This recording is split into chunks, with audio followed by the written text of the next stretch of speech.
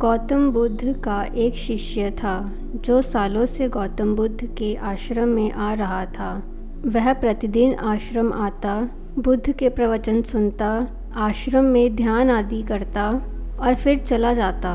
कुछ दिनों से उस शिष्य ने आश्रम में आना ही बंद कर दिया था।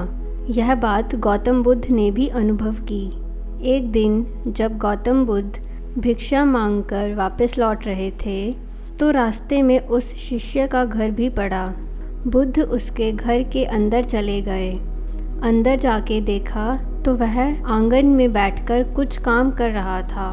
बुद्ध को देखते ही वह जल्दी से हाथ जोड़कर उनके सामने खड़ा हो गया। उसने बुद्ध को पीने के लिए शीतल जल दिया और बैठने के लिए एक चटाई बिछाई। बुद्ध चटाई पर आराम से बैठ गए। फिर बुद्ध ने उस शिष्य से पूछा, तुम्हारे घर परिवार में सब ठीक तो है ना? शिष्य बोला, हाँ प्रभु, सब ठीक है। बुद्ध ने पूछा, फिर तुमने आजकल आश्रम में आना क्यों छोड़ दिया है? यह सुन वह शिष्य थोड़ा शर्मिंदा होने लगा और बोला, अब मैं आपको कैसे बताऊं? गौतम बुद्ध ने कहा, तुम निसंकोच कह सकते हो। शिष्य ने कहा, मेरे वस्त्र बहुत ही पुराने हो चुके हैं। वे कई जगह से फट भी गए हैं। अब वो बिल्कुल भी पहनने लायक रहे ही नहीं। बुद्ध ने शिष्य के वस्त्र देखे। वे सच में बहुत ही बुरी हालत में थे, जगह जगह से घिस चुके थे। इसके बाद बुद्ध उठ खड़े हुए और मुस्कुराते हुए शिष्य के कंधे पर हाथ रख के बोले, चिंता मत करो, सब ठीक हो जाएगा। शाम के समय जब आश्रम से सभी शिष्य बुद्ध के प्रवचन सुन घर वापस जा रहे थे तो बुद्ध ने अपने एक धनवान शिष्य को रुकने के लिए कहा।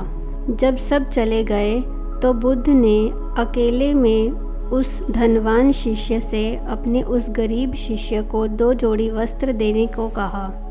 धनवान शिष्य उस गरीब शिष्य के घर वस्त्र भिजवा देने का वचन देकर वहां से चला गया। अगले दिन सुबह वह अमीर शिष्य उस गरीब शिष्य के परिवार के हर एक सदस्य के लिए 2-2 जोड़ी कपड़े एक पोटली में बंधवा कर अपने नौकर के हाथ भिजवा देता है, जिसे देखकर उस गरीब शिष्य का पूरा परिवार बहुत खुश हो जाता है। अगले दिन जब वह गरीब शिष्य दोबारा बुद्ध के आश्रम उनके प्रवचन सुनने आता है तो जाते समय बुद्ध उस शिष्य को रोककर उससे पूछते हैं, क्या तुम अपने नए वस्त्रों में आराम से हो? तुम्हें और कुछ तो नहीं चाहिए? शिष्य ने कहा, पहले तो आपका बहुत बहुत आभार गुरुदेव। मैं इन कपड़ों में बिल्कुल आराम से हूँ और मुझे अब और कुछ नहीं चाहिए। बुद्ध ने आगे पूछा, अब जबकि तुम्हें नए वस्त्र प्राप्त हो चुके हैं तो तुमने अपने पुराने वस्त्रों का क्या किया?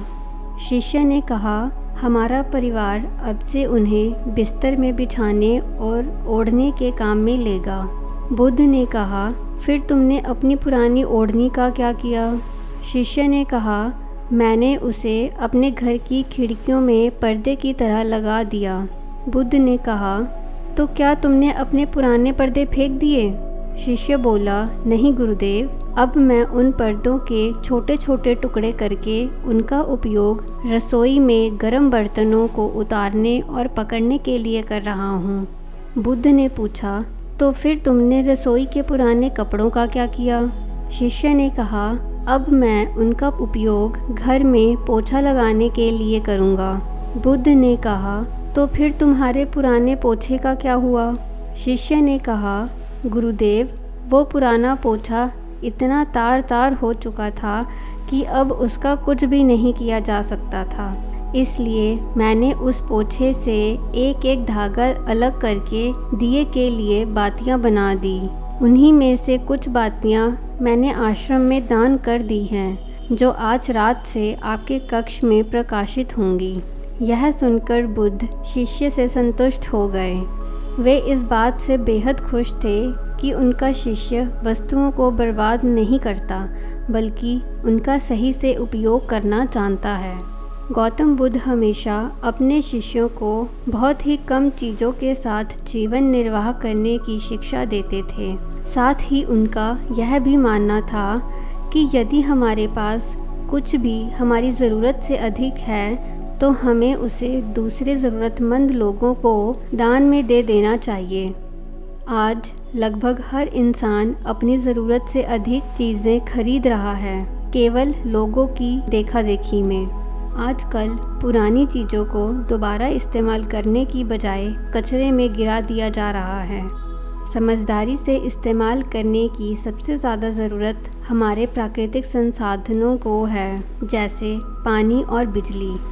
आज जब प्राकृतिक संसाधन दिन प्रतिदिन खत्म होते जा रहे हैं, तो ऐसे में हमें पूरा प्रयास करना चाहिए कि चीज़ें कम से कम बर्बाद करें और अपने छोटे छोटे प्रयत्नों से इस पृथ्वी को सुरक्षित बनाकर रखें।